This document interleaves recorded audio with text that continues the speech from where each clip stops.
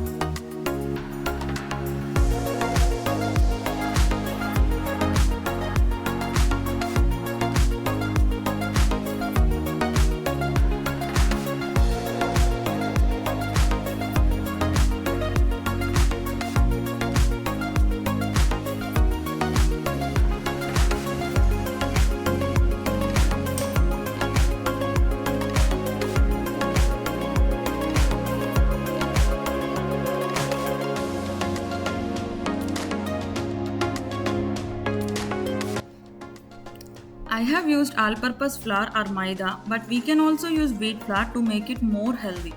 Friends, you can see how fluffy and yummy this bread has turned out. Our kids would definitely enjoy this treat.